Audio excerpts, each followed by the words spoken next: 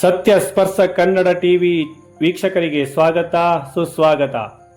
ಪಾಂಡವಪುರ ತಾಲೂಕಿನ ಮೂಡಲಕೊಪ್ಪಲು ಗ್ರಾಮದ ಬಳಿ ಇರುವ ಕಿತ್ತೂರು ರಾಣಿ ಚೆನ್ನಮ್ಮ ವಸತಿ ಶಾಲೆಯ ವಿದ್ಯಾರ್ಥಿನಿ ಹೇಮಾ ಅವರು 2025-26ನೇ ಸಾಲಿನ SSLC ಪರೀಕ್ಷೆಯಲ್ಲಿ 93% ಫಲಿತಾಂಶ ಪಡೆದು ಶಾಲೆಗೆ ಟಾಪರ್ ಆಗಿರುವ ಹಿನ್ನೆಲೆಯಲ್ಲಿ ಶಾಲೆಯ ಶಿಕ್ಷಕ ವರ್ಗ ವಿದ್ಯಾರ್ಥಿನಿ ಮನೆಗೆ ತೆರಳಿ ಆಕೆಯನ್ನು ಆತ್ಮೀಯವಾಗಿ ಸನ್ಮಾನಿಸಿ ಗೌರವಿಸಿದರು.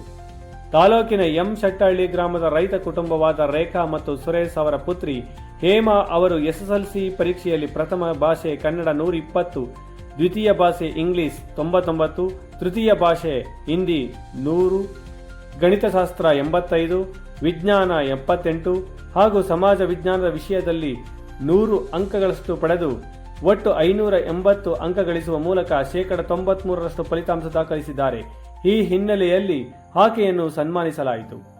ಈ ವೇಳೆ ಕಿತ್ತೂರು ರಾಣಿ ಚೆನ್ನಮ್ಮ ವಸತಿ ಶಾಲೆಯ ಶಿಕ್ಷಕರಾದ ವಿನೋದ್, ಅಭಿಷೇಕ್, ಜಗದೀಶ್, ಸತೀಶ್, ಅಕ್ಷತಾ, ದಿವ್ಯಾ ಹಾಗೂ ವಿದ್ಯಾರ್ಥಿನಿ ಹೇಮಾ ಅವರ ತಂದೆ ತಾಯಿಗಳಾದ ಸುರೇಶ್, ರೇಖಾ ಇತರರಿದ್ದರು.